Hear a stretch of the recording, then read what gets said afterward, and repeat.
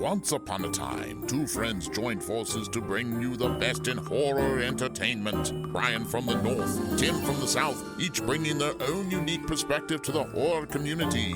Movie reviews, Blu-ray releases, beer pairings, games, and more. Welcome to your new home for horror. This is Civil Gore. Hey there, everybody. Welcome to episode 140 of the Civil Gore Podcast. I'm your host, Tim. And this is Brian. Wow, we made it out of the 130s. We're finally climbing up out of this one something. It feels like forever. It really does. And I'm sure the quarantine is not helping. No, and then we missed a week in there, and I don't know. It's just been kind of crazy. But I'm holding up fairly well, Brian. It's been crazy at work. And then I'm also trying to sell the house. So that's going on. We've had some showings, which means when we have a showing, which they've been doing like some virtual showings, but it still means the realtor comes over and he basically like walks around the house with his phone and shows the house. But the problem is you still have to have everything put up and everything moved, and we have to have all the animals out. So we're literally, when we have a request for a showing, we have to like make sure not only that the house is spotless, but then also pack up the bird, 3 guinea pigs, and 2 cats into our car and leave the house. So you can imagine what a hassle this is every time we have a showing. But you don't want to not have the showing because that's what's going to sell your house eventually. Yeah. It's been pretty crazy. We've had like 3 or 4 showings so far, which is good, but it is taking its toll in terms of of having to do that every time. And you can imagine like you basically have maybe just a couple of hours to get everything ready and gone.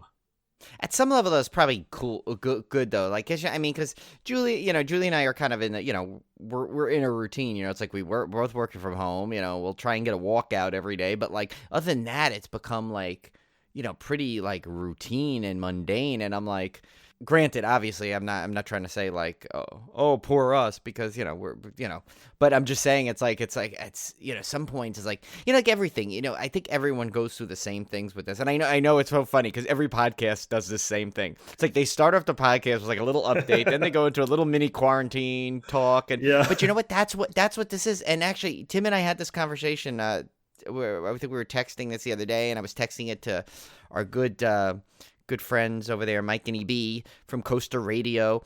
We were saying how important these podcasts will kind of be at some point, like years later, because it's like it'll be like our own like time capsule to this point. So it's like, I think it's important to kind of give updates and mention it. And, and like, I think, Ketron had said it on KK Sam, they were saying, it's like, it's okay to kind of like, some days you could be angry. Some days you can be lazy and not want to do something, even though you have all this time. But, so I think it's important and therapeutic, not just for listeners, but for us to kind of say stuff, Yeah, I've always thought of these podcasts as kind of a time capsule because, especially for my kids, because one day they'll be able to listen to these when they're grown or when I'm gone. And here, don't say that. But I mean, like when they're old and gray, maybe listen to these podcasts, they can hear their dad. I thought it was kind of a cool thing. But getting back to a point you said earlier, Brian, I think it's true that this house sale is providing a bit of distraction from the whole quarantine virus thing, because it actually does help to have to kind of focus my attention on something else major that I have to deal with. I mean, although it's stressful, it also helps me kind of break up the monotony, because every day doesn't necessarily feel the same when you have a house showing in 2 days and you're having to go over and deal with this or go to this open house or clean this up to have somebody come over to do this. So, I can kind of see how that's been helpful for me to alleviate some boredom. Yeah, and it's funny too, because I was like, you almost have to look like in some of these days right now. It's like because most people have the same kind of days going on now. It's like you almost need to have like some kind of feat accomplished, and like no matter how small. Like today, I was literally like making like a little like cheer in my head when I found all 7 hidden charos in the the Entertainment Weekly. Like no matter what happens the rest of the day, I have this to be thankful for, that I managed to find all 7 charos. Small victories. All right, well, let's get right into it. This is our first chop.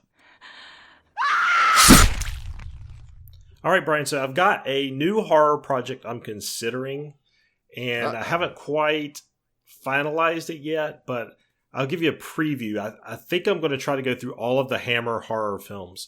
And I was trying to find a good list. There's about 60 of them that are considered horror. Hammer actually started out doing crime movies. So almost the bulk of their catalog from the 30s up until the 60s is crime and detective movies. Some of them are thrillers, but the 60s and 70s obviously is where they actually hit their horror stride, and that's where the bulk of these films come from. The problem I'm having is, although I own quite a few of them on Blu-ray, and there's some notable gaps that you can't get even to rent online. So I've got to kind of piece together how many of these I can actually get my hands on affordably to see if it's even worth doing the project. So I'm still kind of working through that. That's why I didn't do it this week. But I did want to tell you, before we get too much further, I took advantage of the Kino Lorber sale. Kino Lorber had a big clearance sale on some of their titles that they're losing the rights to. And so these discs are discs that they're not going to issue anymore, and when they're out of stock, they're gone. And they had some fantastic prices just for I got 5 discs for $50 shipped. And so $10 a piece. And I looked on Amazon, and the cheapest of these discs on Amazon was $15, and some of them were as high as $25. So I probably got easily over $115 worth of disc for $50, which was nice. Wow. And the ones I got were Grizzly. This has Christopher George, Andrew Prine, Richard Jekyll. It's about the big giant grizzly bear. It's kind of like Jaws with a bear. This is a great movie. I really actually enjoyed this one, so I had to grab that one. I got a Bela Lugosi, Invisible Ghost, which I think I've also seen. You got a great one here. Peter Cushing and Christopher Lee in The Skull. When the skull strikes, you'll scream. Wow. So that's anytime we get Christopher Lee and Peter Cushing, you have to grab that. Then I got The House on Sorority Row. And this one is packed with extras. Packed with extras. That's kind of why I got it. I don't know much about this movie, but it has at least 2 audio commentaries from what I'm seeing here. A bunch of making ofs, featurettes, alternate endings, packed disc. And then the final one was another Christopher Lee movie, The Man Who Could Cheat Death. This is actually a Hammer film. And so that's the reason I picked that one up. So 5 really, really good discs for that sale. I was excited about that. Nice. Yeah, I think Diabolic DVD is about to do a sale, or if it may have started too. By the time you hear this, it's probably started. They and apparently they have stocked up on Arrow releases, so you may want to check them out, because they had a image. They showed a big stack of them, like just piles and piles of Arrow releases, and they're usually pretty good. I think they haven't, because of the virus. I think something about the UK editions aren't shipping. But the regular ones are of stuff, so you may want to check them out too. It's Diabolic with a K. It's Diabolic with a. Yeah, but, I'm kind of getting back into my quarantine and hunkering down. I'm kind of getting back in the mood for collecting discs again. So. And actually, that's really quick though. Don't remember that statement, because the next first chop item is something that you've helped name. Oh, yeah. So we'll get into that in a second, based off of discs. So, speaking of movies I did watch one off of the 1,000 Greatest Horror Movies list that I've been kind of picking away at. I haven't made it an official project, but every now and again I'll just grab a title off of that. And I watched The Most Dangerous Game, 1932. This was based off the famous short story that you probably read in school by Mr. Richard Connell. In the early 20s, and it's of course about a kind of a psycho big game hunter who has an island, and he hunts humans for sport because they are the most dangerous game. And this 1932 film is probably one of the best known and best reviewed adaptations of that story. This story's been adapted many times in film and television, but this one's a great 1932. It's only it clocks in maybe a little over an hour long. It's on Prime, but it's really good. It's really entertaining. Like I said, only an hour, so it's very fast paced, and I really enjoyed this one, The Most Dangerous Game. If you like that story, and I thought it was just a fantastic adaptation, very entertaining, and had some really cool sequences for that early on, like some shots of like POV shots of going through the jungle, which I thought was neat, like killer POV shots, which you wouldn't see again until like the 80s or 70s and 80s. So I thought it was really neat, really neat. And then the final little item here I've got is a new board game, Brian, that you're going to be interested in. It's on Kickstarter right now and is called Final Girl. And this is a solo-only game. Solo-only games are actually becoming increasingly popular. Now, most cooperative games like the ones we like Horrified, can be played solo because you could just play 2 characters, or sometimes you can just play 1 character. This is a true solo game in that you cannot play multiplayer. It's only for 1 person. And it is based off a previous game by the same publisher called Hostage Negotiator, which I own. Hostage Negotiator is a game in which you have a criminal mastermind.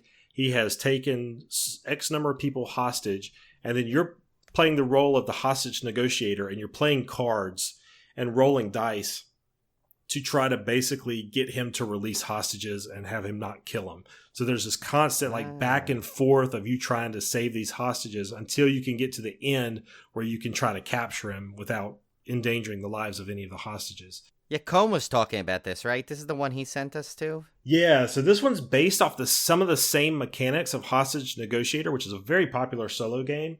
I don't think it plays exactly the same. I don't think it's just a reskin, but I think it does share some of the same game mechanics. But the theme of this one, obviously, is that you play the final girl, and in this case, you're in a movie. They call them movies, the scenarios, and you're having to try to save as many victims of this slasher in order to power yourself up to get your quote-unquote final girl powers so that you could finally take on the slasher at the end. So it's kind of like Hostage Negotiator in that you're trying to save people from the slasher instead of hostages. But then at the end, if you can do that, you can get powerful enough to defeat the slasher. And like I said, it's on Kickstarter. You can get the base game with 1 scenario for $35, I think. And there's obviously different tiers that unlock more levels. There's even a tier that unlocks miniatures for it. I'm contemplating possibly getting the base game, but I think it's more likely I'll probably just wait for retail on this one and kind of pick it up. Same here, I think. Yeah, kind of pick it up and see if maybe some of those are released as expansions or add-ons. But I did want to let you guys know about it because the theme is really, really cool. Has a great art design. Final Girl Kickstarter. At least go check it out. There's videos and all kinds of information about it. So at least you can read about it. It's not scheduled to come out until May of next year. And who knows? I mean, a lot of these Kickstarter games have been delayed because of the virus, especially with most of these games being manufactured in China. So I had a big Kickstarter that was supposed to come in this spring that's now got pushed back till late fall. So, but I did want to point that out because it is a very, very horror-themed game that would be right up the alley for our listeners. Yeah, and actually, moving into quickly before I get into the next item, speaking of Kickstarters, by now you're hearing this, David Weiner's Kickstarter for the In Search of Tomorrow is active. So some good tiers on that, too, if you want to jump in on that. I think you have until May. I don't know, it's May 17th or May 27th, something like that, where the deadline is, but some really, really good perks on that. And some of the perks actually include getting copies of In Search of Darkness. So if you missed out on that, you're getting another chance to get that. Yep. One tier is like a digital copy of it. One's the full disc of it, too. Like they'll press the disc for you. And of course, most of the tiers include getting your name in the credits, which is kind of always cool. So the next item we have on there it's so funny because I mean we've mentioned about my my Blu-ray collection and the size and now especially since I it's only Blu-rays and all the DVDs are pretty much put in a I got rid of the cases and put them in sleeves and 2 trunks and everything. The Blu-ray collection still is pretty massive and it sits on the back wall of our living room, so to speak, and so it's so funny, and it's it's right behind where we sit on the couch, watch TV. But so if I'm actually on the computer for any kind of like regular chats or FaceTimes or something or Zoom call with like family and friends, I'm usually sitting on the couch. So it was Tuesday. So so I guess yesterday when we're recording this, Tim and I went on to Coaster Radio. They did a kind of like a cool virtual happy hour type of deal. What did they get? Like 77 people in there. It was massive. It was insane. It was crazy, and it actually worked so well. I said, oh my God, this is going to be a disaster, because sometimes I'm on a Zoom session with like 5 people and everyone's talking, and this one worked out great. I don't know what, maybe it's just the magic of Mike and EB that they have, and so it was great. And it's a little sad too at the same time, because we're seeing all our friends, and normally we get to see even like our core group of friends, plus like some of the people we get to see at the meetups all the time that maybe we don't get to talk to all the time. We got to see them on there, and so it's like, knowing that we may have to wait another full year to get to see some of these people. It's a little bit sad at some level, even though it was so much fun to see everyone.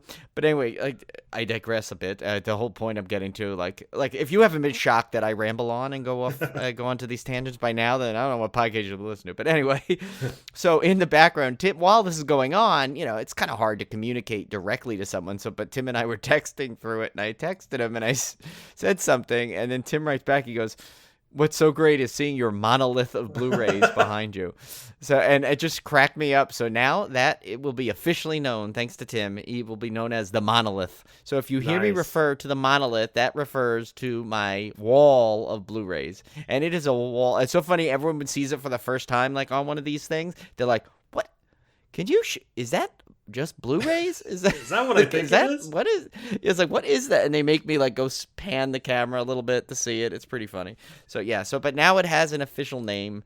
Thanks to Tim. Every time I see it, I think of dun dun. I should put a little speaker below it, like I have my surround sound speakers, right? Yeah. Shouldn't I do that though? Have like a little thing, like every time you look at it, like it like triggers the music. That'd be great. Awesome. Yes. Oh, that was fun. We had another KK Sam Netflix party, and this time we watched Tucker and Dale versus Evil. That was a ton of fun. I think oh my God. The Witch actually was more funny because it wasn't a funny movie. So it was kind of funny because it was more like MST3K style. But Tucker and Dale was fun in terms of just people getting together, enjoying a movie together that they all loved.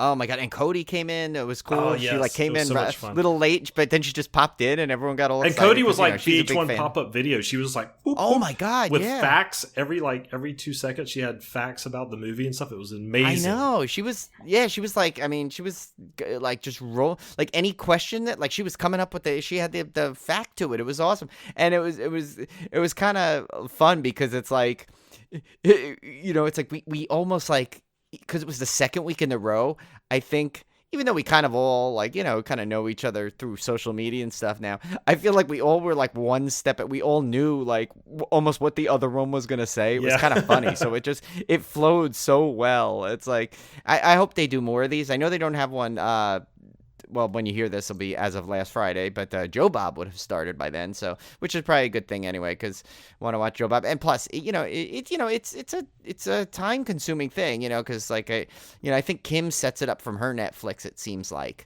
where she kind of runs it, because I don't think this happened the first time, but the second night she had it controlled, which was great. So it was like she started, and we were all in sync. Mm-hmm. I think a lot of people got off sync the first one with The Witch, but this one everyone was lined up, and it was just so funny because what made this one really fun is because they literally had just had the episode, and Ketrin, I guess, had not seen it yet still, so she was kind of watching it for the first time. Yeah. So it was kind of fun to see her reactions to it. And then, of course, plus we already had some built-in jokes with the whole Chad thing. Right, so it was kind of funny because everybody had pretty much already listened to the actual episode. So then it was kind of neat to play off. You could play off the episode. Yeah, and it, it was a fun thing. And then we since we were talking about of course, Kim's and her crackle, which led to a meme I created for them that they posted about the new Yule log. And then they basically decided on their costumes, and poor Eric ended up, he's going to be stuck with playing Allie, right? with the open jeans. Yeah. So, yeah, I tell you, next time they have one, definitely you guys got to join up. It's so fun. I mean, they're they're just all, we know how awesome they are anyway. But it's really what a great thing they do. They brought a lot of people together to hang out and watch a fun movie. And actually, immediately after that, I ordered because I didn't have a copy of it for the Monolith, so look at that. See, I threw that in there right away. Yeah, it's like now it flows right off my tongue. It doesn't even seem weird. So I ordered a copy. It's only like $12 from Best Buy. So I have that, and it's already on its way. So that'll have a proud place in the Monolith. I think we should do we should do a Civil War Zoom meeting one night.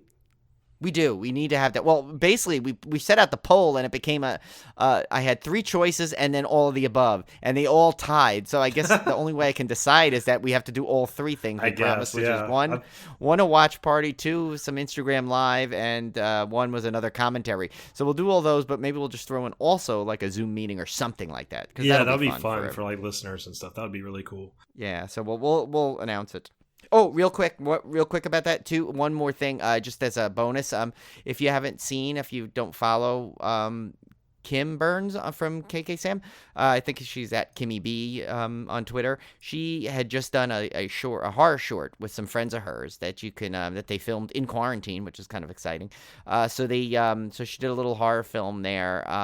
So check that out because her link, it's on YouTube for free. So if you follow her page, just check it out and watch the movie. It's pretty fun. It's really short. I think it's like less than 10 minutes. So nice. So our final item on our first chop is Brian and I both finished the Cursed film series on Shudder, and I'll tell you, Brian, I thought this was kind of a mixed bag a little bit.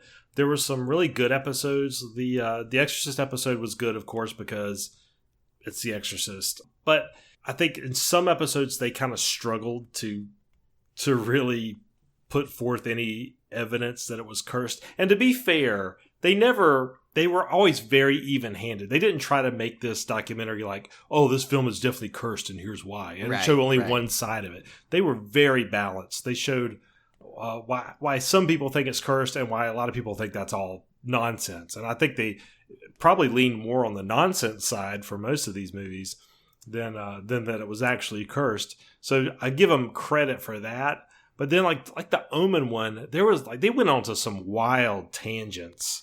Yeah, but what was that one story where one of the guys got killed, and then like a plane landed on his family or something? Yeah. There was something crazy like that. Yeah, there was some good. Don't get me wrong, there were some good like tidbits and stuff in there. But at times they felt like they were trying to kind of fill time. Like that one episode, I think it was the Omen one, where they had this dude that was that was like a Satanist, and he was showing how he curses people in real life. And I was like, this is ridiculous. It has nothing to do with the movie. So I don't know. That kind of stuff was kind of wonky to me. And the Exorcist one had with the real exorcisms, right? They were showing clips of that. And I guess that's okay because it's a little more in line with the movie. Yeah, at least but I thought the Crow episode was fantastic. That was the one. The Crow was shot in Wilmington, where I live. So that one I remember in '93 when that happened, because that was a big deal around here, obviously. Yeah. So that was kind of neat to see that one played out. And the Twilight. Well, plus, the Bruce Lee element of it, into Brandon Lee, how they have a lot of people thought Bruce Lee had that curse on him, and so the Lee family. So there was a lot of cool backstory to that I always found interesting anyway. So that's what that one had going for it already. It had a lot of backstory to it before that film even was discussed. Yeah, I think the most disturbing of them all was easily the Twilight Zone episode. Yeah. Because it actually showed the footage of Vic Morrow getting killed and the kids, and I'll tell you what, it kind of put John Landis in a really bad light, didn't it? Oh my God, I was like, I remember I was young when it happened, and the one thing I remember about it was when I knew there was a Twilight Zone movie coming out, but I was young enough that I didn't really watch the news at that point. I mean, what was Twilight Zone, 85? I mean, so I guess. But I remember it was delayed for about a year or something because of what happened. So I don't know. I probably I never really paid attention to that kind of stuff. But I remember when it finally was coming out and I saw the commercial, I said, "Oh, I want to see that," because I used to like to watch Twilight Zone. And I remember my stepmother saying, "Oh my God, they're actually releasing that?" And I'm like, What do you mean? I said, why wouldn't they? And then she had told me, she goes, well, someone died on it, and there was a lawsuit and all this. So she had kind of mentioned a little bit about it. But, I assumed about, in my head, I think, even up until this documentary, actually, I've always just assumed it really was an accident, tragic accident. But I always remember there was some element, they always said, oh, there was a carelessness on it. But I didn't think to the extent of what you find out in this. Yeah. That literally, I mean, they had that one poor, was he the cinematographer, the set designer, in tears? In tears, emotional. And I'm sitting here right in the middle of reading this John Landis book that he did on Monsters in the Movies, which is a fantastic coffee table book. And I've been reading it. And I felt almost kind of guilty reading it because I'm like, this dude was like, I mean, he was found not guilty. Let's put it that way. He went through this trial. He was let off. So I'm not trying to convict somebody who was, found innocent. I mean, if you think about it, he didn't. I mean, what he was being charged for was like almost like one kind of like premeditated, and I don't think that was the right. I don't think that was the right charge to begin with. But I think that's the problem. But I don't think you can watch this documentary and come away not feeling he had some responsibility. Oh yeah, no, I was gonna say, but that doesn't mean he wasn't guilty of something because or should have been tried for something else because I think it was remember we're just basing this off the way this documentary portrayed it, not our own personal feelings about it and what we thought, because I'm only going by the facts that I saw in this. Yeah, it's kind of shocking he still got off on some of the stuff because, I mean, if you see some of the reports is that, like, basically he went against everything that was supposed to happen and he changed things at the last minute, even though I guess he was told not to. There was a lot going on. I mean, I don't want to go too much into the details so you can guys all enjoy watch the documentary yourself. But I'll tell you though, I will say I have seen that footage of Vic Morrow's accident, in like little bootleg versions or in clips from else. I don't think I've ever seen such a clear, it was disturbing. Of it, though. It is, and they show it multiple times. Yeah, there's been some controversy over whether they should have even showed it because you're watching people die on camera basically. So yeah, I mean, and when it's like you knew he was I guess I used to always heard it was decapitated, but now this one said he was kind of cut in half completely, I guess. Yeah, I don't know. So it's pretty bad, but the funniest thing is in that saying, not the funny contrast, not like haha funny, but the funny contrast to that is during this they're going back and forth to Lloyd Kaufman in a dress talking about special effects. Oh my god, was a very weird back and forth for that. Strange. It's very odd. That's what Cohn said. He's like, right as I'm getting really into this, all of a sudden I get yanked out by Lloyd Kaufman in a dress, he's like, and he asked me why. I'm like, well, that's just Lloyd Kaufman being Lloyd Kaufman. He's like a zany guy, It was just weird that like they chose that day to interview him. I know I think it's indicative of the entire series. If you watch this, there's some stuff that's absolutely brilliant about it, and stuff that's really, really well done, and then there's just some stuff that's just completely bonkers and disjointed even. Like, I don't know. It's very, very strange. So, I mean, it's completely entertaining. I mean, I binged all of these like almost in like 2 sittings. I watched everything. Yeah. Oh, and thank you, Shudder, for actually sending us some screeners. So we got to see it actually early, which was nice. Awesome. But yeah, a little disjointed, but still definitely worth watching. And man, I love Shudder's original stuff. So hopefully they'll keep stuff like this coming. Yeah, and when you think about it, it's like. What I think the problem really may be that maybe people are having with it, and I can kind of see it. I don't know if the name should have been called Cursed Films, because like you said, it really was. Yeah, there were some curses on some of the things you could say, but I don't know if that's what I would have said. I don't know what other movie. Maybe they figured that would be the best to kind of like if you look at something like Poltergeist. Oh my God, the title's perfect. When you see all the stuff that happened on that film and what and all the things afterwards, but that was another heartbreaking one with when they were talking about Heather O'Rourke and the director was like in tears. It's like that was sad.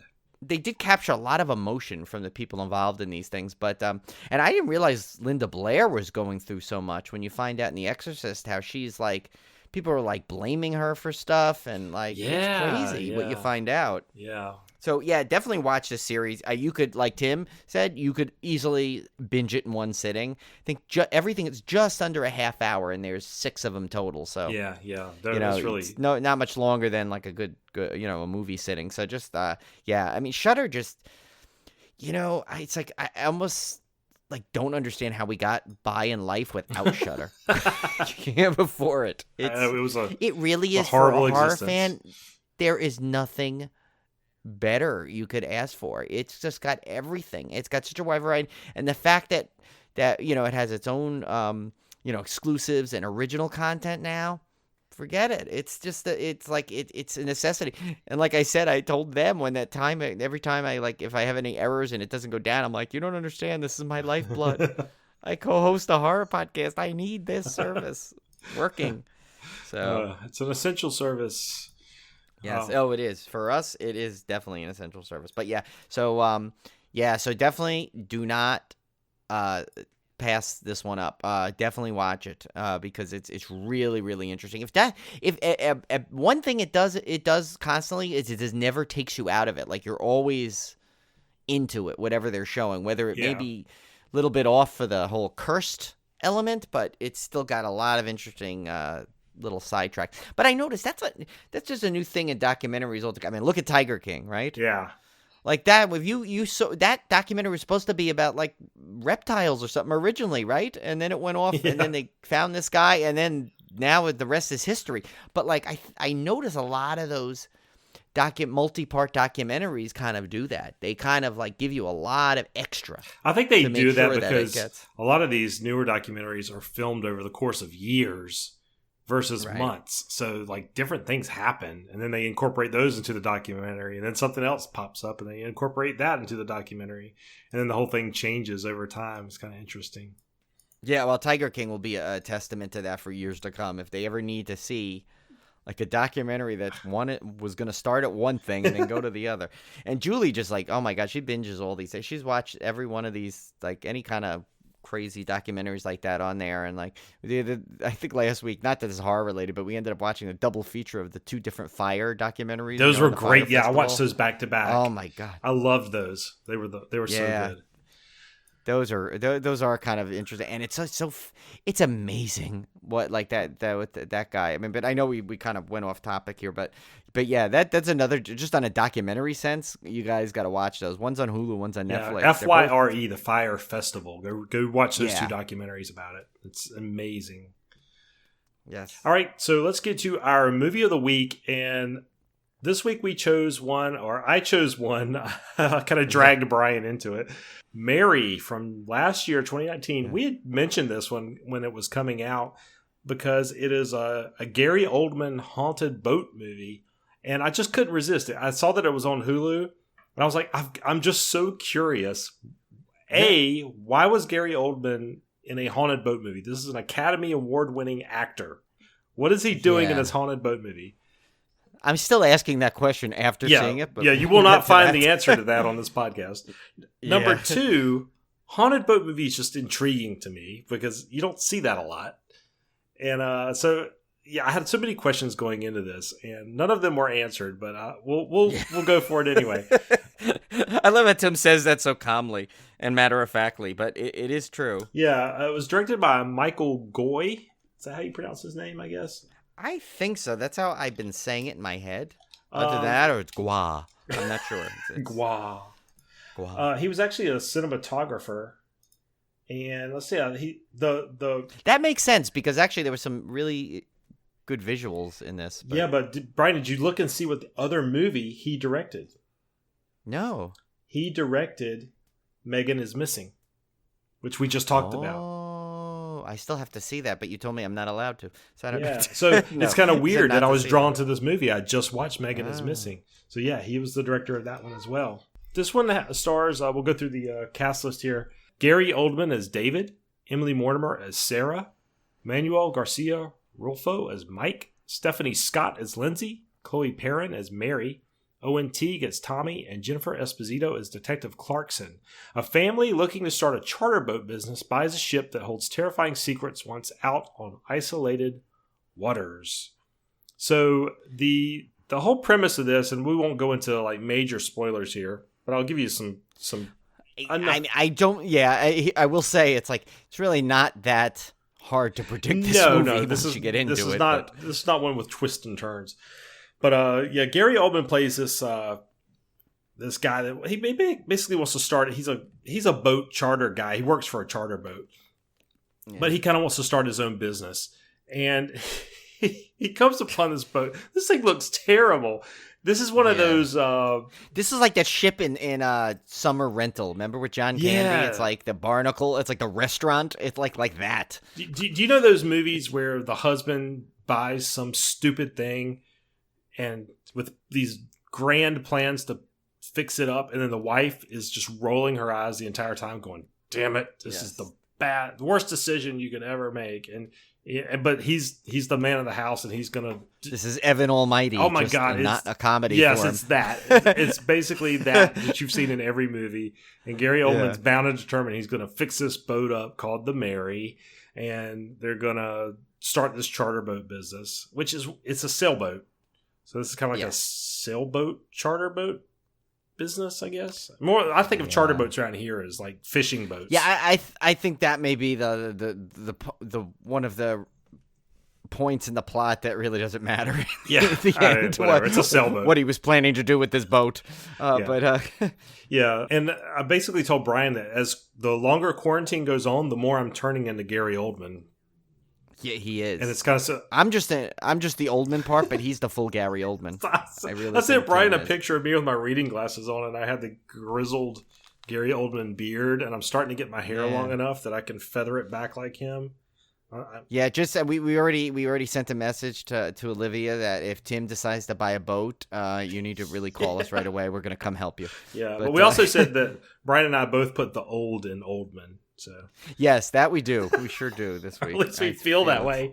I don't know, but man, I just love Gary Oldman. I love him in everything, and I started loving him in a movie that I want to do very soon, Brian, which is Bram Stoker's Dracula. We could do it for 150. That is coming up. That is true. That would be a good one because I absolutely adore that movie. I have a very special relationship, which I'll wait until we actually do the film before I talk about it. Do you remember they had a Sega CD game for that? Yes, I had that Sega CD game. I had it too, and I always remember like it had the Gary Oldman like licking his hand, like little quick full motion video, and that was a big thing in video games. Remember that, the full motion video scenes, and I remember they had that, and I thought it was the coolest thing. I actually sold or traded in my Sega Genesis and every game I owned to get the Sega CD. Everything I owned. But so as an aside, the guy I traded this to ran a game trading business. Those used to be big back in the day. And this guy, to the right source at least. But this guy could speak backwards fluently. Like the little man from Twin Peaks? Yeah, but he could carry on a full conversation like he'd go like and like say it like as fast as normal talking. It was really weird and creepy, and he would do it just as kind of like a party trick, like when you came in, and you're like, "Hey, Joe," or whatever, speak backwards, and he would like carry on like a whole conversation. It was very strange. Anyway, as an aside, but that's the guy I got my Sega CD from. But so I became a huge Gary Oldman fan with Bram Stoker's Dracula, and I've kind of followed his career ever since, and I watch him in everything, and I love how he's one of those actors that is kind of a chameleon, like he can blend into roles, and you go, oh my God, I didn't realize that was Gary Oldman. But he can also look how good he was as Sirius Black, right? I mean, you don't that's like. And he's so different from like some of his other roles, so it's like you almost don't realize it's the same guy. Or like he has Commissioner Gordon, that ability to like blend into roles, but at the same time, when he's playing like a Gary Oldman character without makeup or anything, he's still really, really good. Yeah. So it's almost like I feel like Johnny Depp is one of those characters that's great at blending into different roles, but he's not good at playing Johnny Depp. You know what I mean? He's better playing a character than he is playing himself. Whereas Gary Oldman can play characters and himself. And do you know what think about it, though. You know what role Johnny Depp played Johnny Depp in? in Jack and Jill, where right in the scene, right where hey popcorn, right, popcorn, yeah, hey popcorn, yeah, that was he was played Johnny Depp in that movie. So that's true. How great was that? Oh, but yeah, and think of if you think of go back to like just real quick before we move on to this thing, if you think of some of the Gary Oldman roles, like they really are. Like there's a wide variety of things that he does, it's like he could play pretty much anything. Well, here's the thing. Here's what I also love about Gary Oldman. He is an Academy Award-winning actor, right? So he could, if he wanted to, he could just take prestige roles. Like was The Darkest Hour where he played Churchill. He could do that kind of stuff, and that'd be like his whole career. But he does all kinds of stuff. The dude stays busy. He does like voiceovers. He does shorts. Yeah. He does. I was just looking through his IMDb here. He does like video game voiceovers. He did kung fu. He even played a rabbi. Yeah, I mean, he does everything. Like he's not just sitting around. Forgot about that movie. He's done horror cred. He's got some good horror cred. He put out 4 movies in 2019 alone. 4 movies. Wow. So I mean, the guy's like he's in right now. He's got 3 movies in post production. He's got 2 announced. 3 announced. He's got a TV series. I mean, the dude's awesome. He's like doing everything. That's just great. He doesn't have to do that. He was even on 2 episodes of Friends. So, I mean, the dude's got enough money. He doesn't have to do that. He just likes to work. He's proud of his job. It's a damn rare thing these days. Yeah, it's a damn rare thing. So anyway, I'll stop gushing about Gary Oldman, but I love Gary Oldman, and that was the one reason I liked this movie. Because otherwise, it's not a great movie. It's not a bad movie.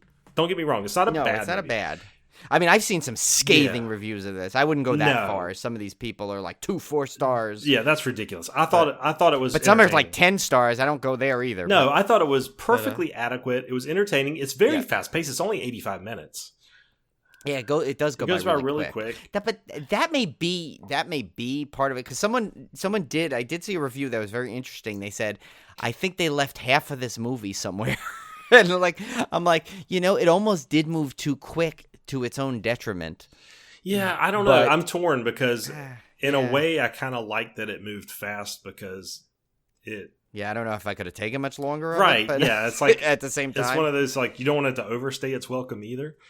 So yeah. Well, I've also I love that Emily Mortimer's in there. That's kind of like one of my like screen crushes is Emily Mortimer. So like it's kind of cool to see her in there. She's always good.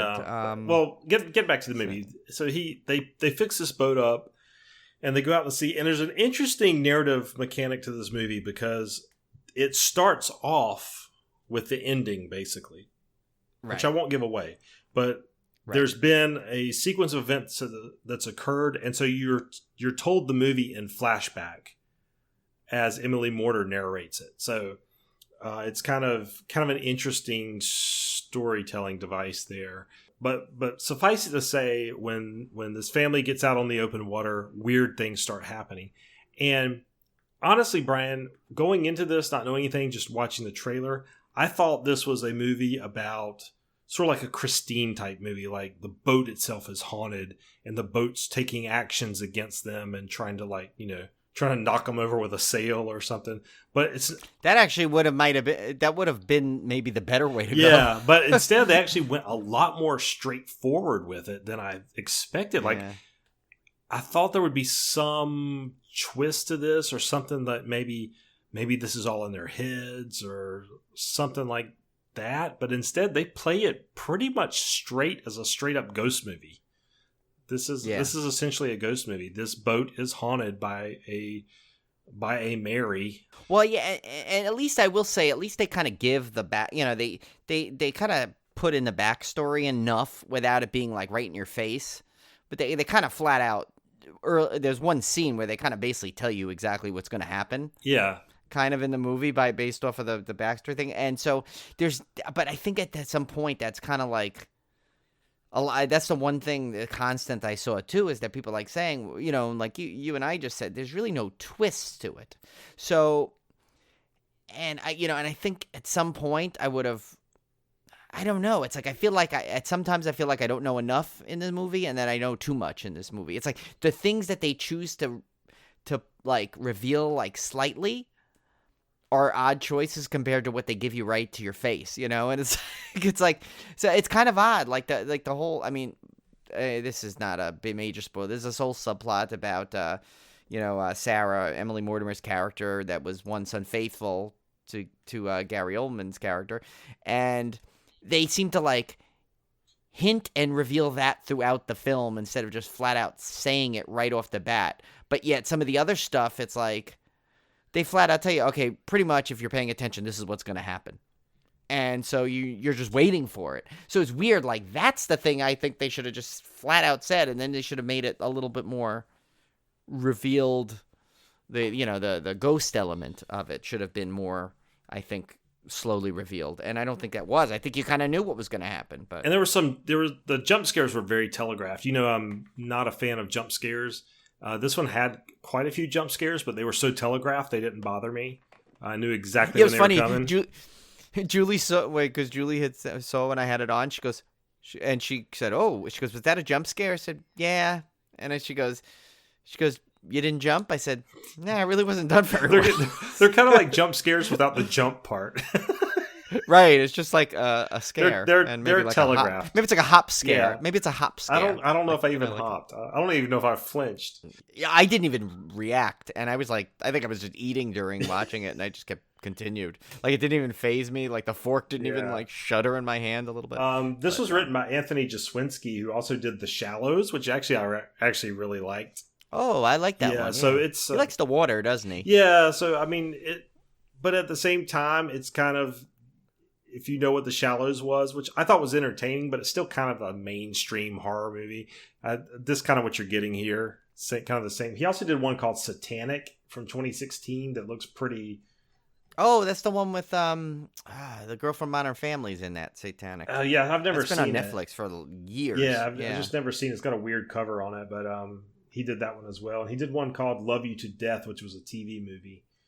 So, and Midsummer's Nightmare is also another TV movie. So, I mean, he's got some horror writing cred. I don't know if it's great horror writing cred, but I will say the one thing that really kind of elevated this movie slightly above where it should have been is that Gary Oldman's in it, because he's very he's got some sequences where he gets to scream and yell and show a lot of emotion, which is great because it's yeah, and the accent he uses though is weird. It's only there in for 5 words out of all the lines he says in the movie. He does have a weird accent. Just I can't quite. He needs to stick with British roles, I think. Yeah, he just needs to go straight, because when he tries to, whatever accent he's trying to do in there, and it only comes out when he yells. And there's one word he said, I don't remember what it was. I'm like, what the heck did he just say? but it was funny because he was yelling, and you just needed the emotion. And I got to where I was like looking forward to scenes where he could fly off the handle.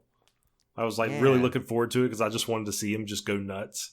So I mean, I got to thinking about it, I was like, for somebody of Gary Oldman's talent, doing a movie like this, I mean, maybe he just wants maybe he wants to buy a boat. And that's what he wants his paycheck for, He's just doing this one-off movie. Why not? He's got the time. Why not do it? And there's also, it's funny, 2 points I want to make. The first one I'll make off of him. It's like, sometimes those people, you say, well, this guy's so good. Why does he take that role? Why would he take a role like this?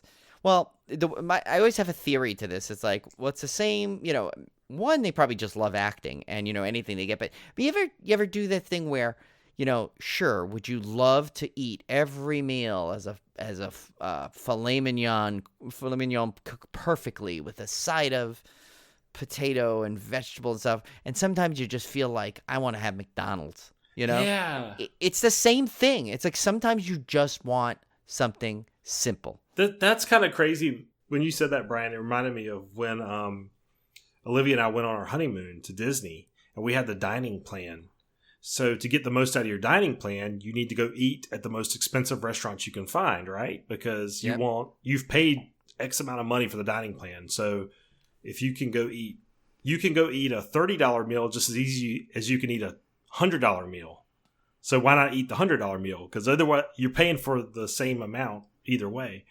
So the travel agent had told us, go to all the fanciest restaurants that accept the dining plan, which is what we did. And I'm telling you, after a week of eating fancy food, I know this is first world problems, but after a week of eating, $100 meals, me and Olivia just looked at each other like, I just want to go to McDonald's. Like, I just want some chicken nuggets or something. Like, this is like you actually got burned out on it.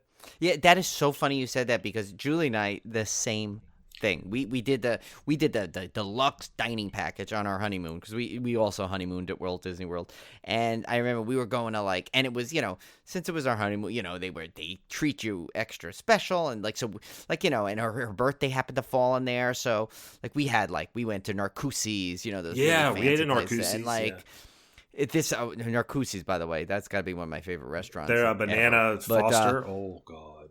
Oh yeah, and then they gave us this like special dessert, like our chocolate made up. We had the lobster and steak. But it was funny. Midway through, we were eating, like, every meal comes with an appetizer, a meal, and a dessert. And Julie and I usually tend to split a dessert and split appetizers. Sometimes we'll get a second appetizer, but most of the time we have that thing. But we're paying for it already, so that's what we get. But I remember about maybe the second to last day we were there, I remember one night we were just like, we had a reservation somewhere. I think it was the fancy steakhouse in not the one in Canada, which is amazing, Le Cellier. The one in our hotel. And I had eaten there before, so I knew it was good. And so we were gonna go there, and I'm just like, Julie and I were sitting there, we're like, you know what? I don't think I can take another fancy meal again. Yeah. I know it's like first world problem. I know, but I'm true.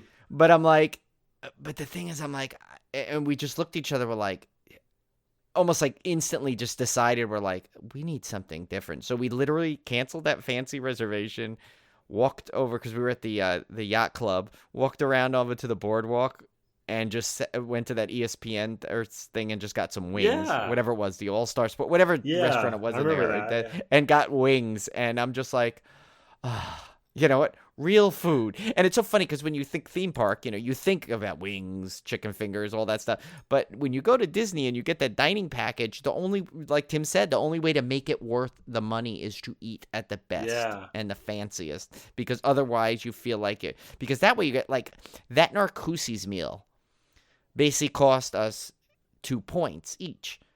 What it would have cost us is probably close to $350 to $400. Yeah. If we would have spent it. We ate at Fulton's Crab House and got a $400 bill for the two of us. Oh my God. $400 bill. And it didn't cost us, it cost us 2 points, just like anything. Now, granted, before you think that this is the best deal going on the planet, you have to remember, most of the time, you probably wouldn't order as much. And also, you end up we found out with, like, literally, we were like, I think we left like 1 or 2 points left. But I remember, like, on the last day, we used the points for room service, because we were like, while we packed in the morning, because our flight wasn't until later that night, we packed and ordered in breakfast. And just like, but also at that same time, it's like, you got to think, it's like, you're going through the park a lot of times, and there's times where you're like, you don't want to stop and have the fancy meal, so you have it, and you just order whatever, and it may be even things that you might not have, like, you don't even finish. So at some point, I don't know, I don't know if you'd get that deal, because I think if you think about it, like, if you just piecemealed it, you probably end up spending less, because you don't always stop and eat all the time that way.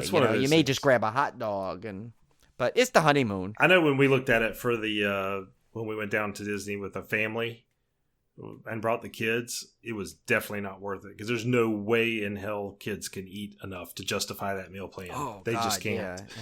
But it's interesting. But we digress. But anyway, so yeah, of course that's always the natural conversation going to Walt Disney World dining plan, right, from this Gary Oldman movie. But I also think there's so many other factors. He could be friends with the director and say, "Oh, I've always wanted to work with him." He could say, "I've always wanted to work with this actress." He could say, "You know what? I just want to go hang out on a boat for a few weeks. And this movie, I get to go hang out on a boat for a few weeks. Why not?" There's so many things that could cause an actor to be able just to do this, because he's not in danger of being typecast. Oh, he's that guy that does stupid haunted ghost movies, haunted boat movies. So, he doesn't have to worry about that. He's got his Oscar. He ain't got to worry about that. So he can do whatever the heck he wants to.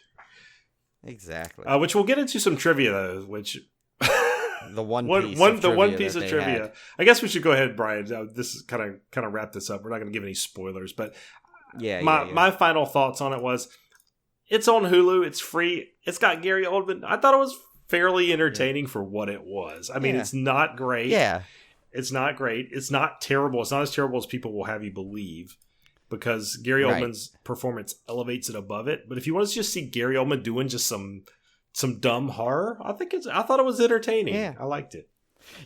You know, it's funny, and you know how we were kind of saying before how like it felt like something's missing? I think it's because they stretched out something that didn't need to be stretched out. I was thinking this as we were discussing it. It almost would have been a perfect anthology segment. Yeah. Like in a bigger movie. It would have. And I think that's the problem. So they tried to stretch it out into a feature length, so now it feels like it's missing something because it's kind of like almost like that thing where you pull like the silly putty, you know, and there's always that the small piece that goes wee, you know, and you're like, oh, if I just kept it together kind of thing. But yeah, so I mean, but yeah, right. You know what? Would this be something that makes it to the monolith? Probably not. But would it be something I'd watch on Hulu? Absolutely. Yeah. So we'll get to the trivia, which is one piece of trivia, and I'm dying to know the backstory on this. The trivia states that Gary Oldman replaced Nicolas Cage as the lead. Now, that's why I was drawn to this. You could see that. This was made for Nicolas Cage, this role. Oh, yeah. You could tell it's a total Nicolas Cage because it's a regular family guy who's slowly going insane. It's definitely... You throw in an alpaca and that's it. Oh, my gosh. You got the whole thing. I was thinking about this after I found that information out. I was trying to picture this movie with Nicolas Cage instead of Gary Oldman. I'm not sure that it would have been any better because I think Gary Oldman lent some...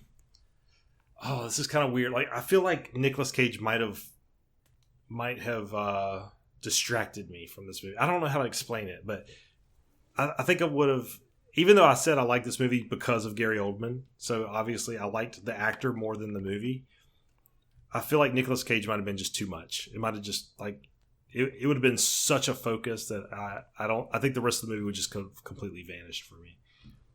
Yeah, because you know what? It had like it didn't have that. You know, all those Nick Cage things end up when he takes it over, and you know how we love our Nick Cage roles. Yeah, there's like this just hint of campiness unintentionally thrown in that makes it like gives all of his movies this like cool charm to it and this extra little thing. I don't think this movie may not have played that well with that. I think it had to be played straight for serious, you know, like straight for what it was. Like, sure, I got a chuckle when Gary Oldman started screaming. But other than that, like he did lend some gravitas to it though that Nicolas Cage couldn't have done, or probably wouldn't have done. Right. Yeah. He added some gravitas and went on his venture. So yeah, that was yes. So, I don't know. And now we know why that company is named. Yeah. No. So I don't know. But, you guys check it out. Let us know what you think. I'm really curious to hear some other opinions of it. Let's put it this way. You've got time. Yeah, you got. We all have time. You can spare 90 minutes of your quarantine. That's why we pick these movies because hey, why not? You know, why not? It's on Hulu. It's got Gary Oldman. Why not? Yes. And probably no other podcasts are doing this one. No, I can pretty much say that we might have the exclusive on this, at least for some time. All right, Brian. So, what is our beer pairing this week?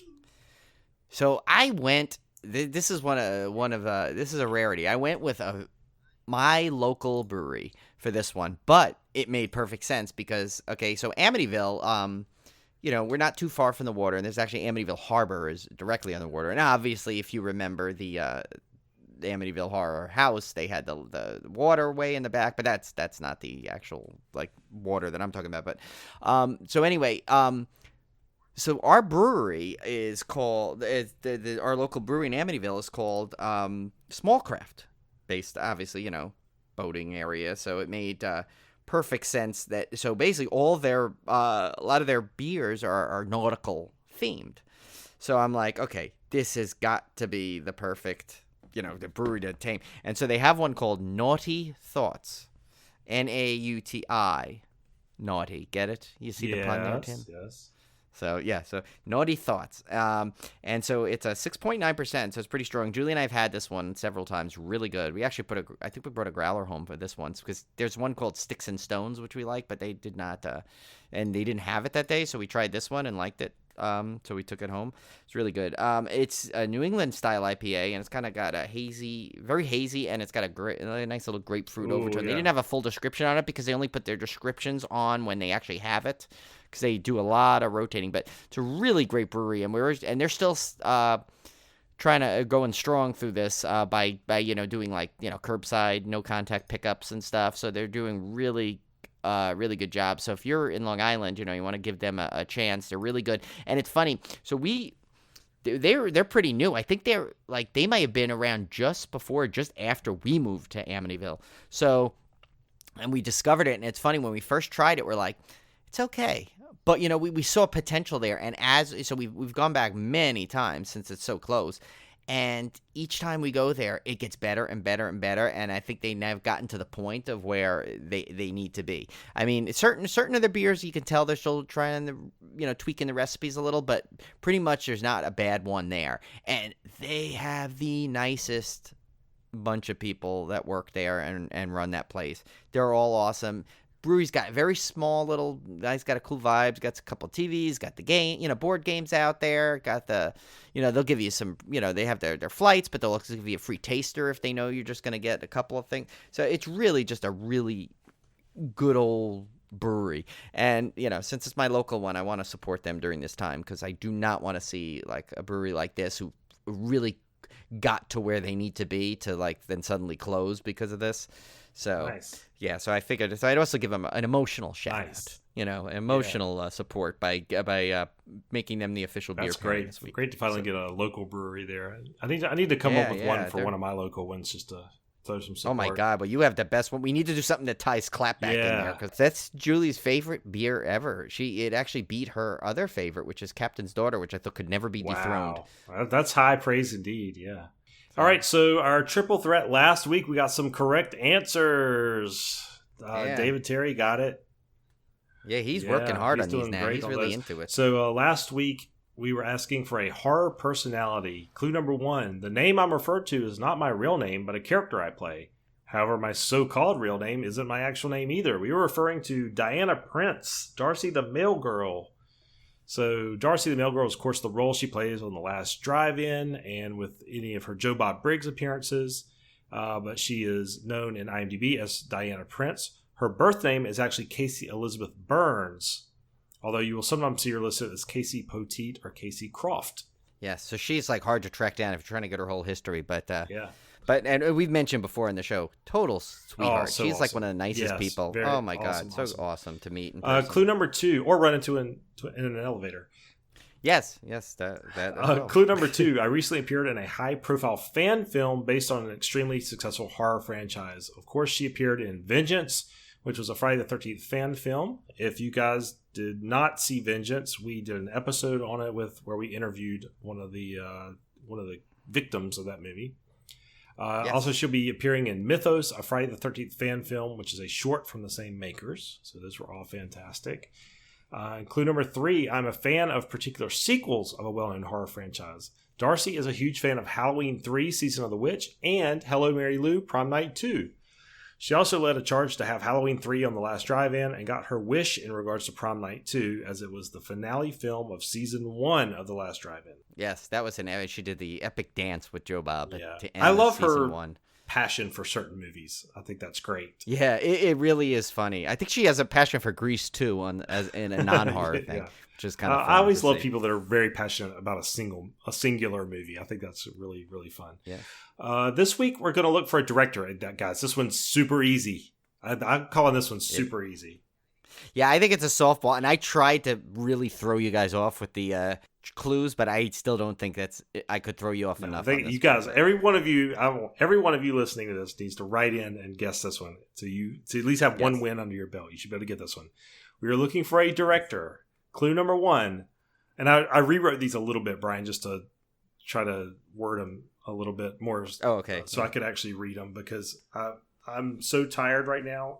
I've got to have it as simple as possible. Yeah, I know. I kind of had it. Like I said, I tried to trick people. Yeah. So I needed dumb, simple words so I can read. My brain's fried. I've been in training for 3 days. 3 days of 8-hour training. Oh, no. So, so clue number 1. My name seems better suited to another profession. Clue number 2. Some of my more famous films feature titles referring to a particular holiday, a weather condition, and a famous city. And clue number 3. While I frequently make music, I had nothing to do with the musical group that shares my name. Who am I? You're looking for a director. That is a softball, as if they ever come. But this is what happens when you're in quarantine for too long. That might be the easiest one we've ever. It might be. I really, really think it might be. And that's not a knock on you, Brian. We have to have easy ones from time to time, too. It's not a knock on you at all. Yeah. Well, yeah. I mean, also, it's funny, too, because this one this one might be the benefit of that. This was the day we were trying to decide if we were going to do 2 full episodes in the same day. So I was quickly trying to come up with one. And I realized that the subject and the answer to this one, I was stunned that we have not used previously. I'm like, all right, I got to get this person in there. So I kind of did I'm amazed you come up with these at all. Like, I don't think I could even craft one. I might have to try it at some point just to see if I could, but I'm just amazed that you come up with these. All right, so Ryan, what is our Zamando question of the week? Okay, so I have an interesting one today, Tim. It's not a food one, again, but this is just a weird one, but I don't know. I'm kind of intrigued to see what you'll say about this. It says, would you rather have a mouse run up your pants leg or a wasp get caught inside your shirt? Oh, that's easy for me. I will take the wasp. Really? I will take the wasp. Oh, yeah, no, yeah. I'm sorry. That's the one I expected you. Sorry. Yeah, because I do not... Now, I don't like any kind of bugs. But there's only one thing I like less than bugs. That would be any kind of rodent or rat or mouse would freak me out. Like, I get freaked out just if I see a roach in our house or something. Spiders don't bother me for some reason at all. They literally don't bother me at all. Cave crickets would freak me out. Roaches freak me out. Grasshoppers. I'm definitely afraid of grasshoppers. I don't like grasshoppers. But mice would be like way on up there. Like if I saw a mouse in my house, I would want to burn the house to the ground. That's how I would literally want to burn the place to the ground. I can't, which is weird. I have guinea pigs. I've told you my mice story before. When we had them at the old house. No. I can't. Nightmares. No, I could not do a wasp. Wasps don't bother me. Like if I saw, I'm scared of them. Like I don't want them stinging me, but it's not like I'm like repulsed by them. Like it would not be comfortable for me because I would not want to get stung. But I would rather have that than a mouse running up my leg any day. Yeah, I would go with you on that one because for a couple of reasons. One, I have encountered mice before, not on my leg, but 10 feet away is close enough. But also, I think I've been stung by a wasp before. You see them all over. They've landed on me. You swat them away. For some reason, it's like I feel like I've even probably got one stuck on my shirt before. Just in hindsight. So it's like to me that's like it's something that like not that I'm like rooting for it to happen, but like I think I'd be easily like I think I'd need psychological repairs on my psyche if a mouse ran up my leg. I can't do it. So if the mouse even ran across my leg, not even up the pant leg, just over it, I would... I'll tell you guys, for somebody that loves horror movies and roller coasters, I am the biggest wimp in the world. Like, I don't like any kind of bugs or like it freaks me out. Like, it's people would laugh if they saw all the stuff I'm scared of. Yeah, no, and the rare times I've encountered mice have been traumatizing enough to or rats I just don't need anything like that. Yeah, I like those cute little like white mice. You see like if people have as pets, those don't bother me as much for some reason. No, it's wild mice. Like I still don't want it up my leg either. No, I don't. I mean, I don't see them as right. Pet rodents are fine. I have 3 guinea pigs, but yeah. Like if I saw like a guinea pig, like a wild guinea pig, like running around under my couch or something, I would freak out. Like it. Oh yeah. Undomesticated rodents are something I don't enjoy. Yeah, and did you even hear the thing? I saw an article that they said there's like this potential for super rats now in Manhattan because with all the restaurants closed, no one's most of them are closed. They're not throwing out garbage, so they're going to start eating themselves and become these like. Yeah, it was. I had to stop reading because I'm like, okay, I'm already terrified of the rats that I do see every once in a while when I'm in New York City. Last thing I want to do is now picture some super rat coming out. Now, unless it comes out in a little purple robe and a stick and has 4 turtles behind it, no thanks. Stay down there. Gross. Yeah. But and of course we have our little like trivia pieces here, and it says only female wasps can sting, but they are able to sting repeatedly. Yeah, that's the bad thing about wasps. That might be a little bit of sway on it, but I figured like once it stung once, I'd slap it so quick that it'd be dead. But and then it said at night a hungry owl can hear. Oh, I guess. Oh, you're not going to want to hear this one. Okay. It says, ready? At night, a hungry owl can hear the movements of a little mouse running around under the snow or up your pants leg. So this frickin' stupid owl is sitting there getting enjoyment and hearing this thing go up your pant leg while you sit there struggling and try not to have a heart attack. So. Oh, man. That's a good I didn't think owls were dicks. I thought they were kind of cool, but I don't know. I got a problem with you owls now. I don't know.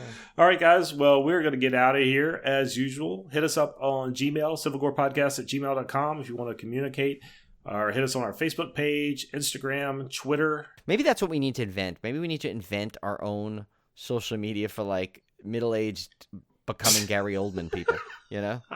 What would it be? We need a name, though, and we need like a premise. Like... I don't know. Like, I think it would have to, like, be, like, you know, reminders would have to be big because our mental capacity now is going since we're getting up there, you know? So, like, the reminder is key. Like, even when you get reminded of something and you delete it, it'll still come back. It, like, will never go away, so it'll always remind you, you know? I don't know. I want to think about that one. Yeah, I think we need it. Like, wrinkled Facebook? I don't know. Is that the one? Could that be one? Oh, man. All right. Well, I don't know what movie we're doing next week, so... I don't even know. Let's get to next week. Yeah, let's get to I feel like everything is like, can you plan anything ahead? No, you got to plan every day at a time. Next week's always a month away because time goes. It may literally be. I don't even know anymore. Are we still in April? I guess. I don't know.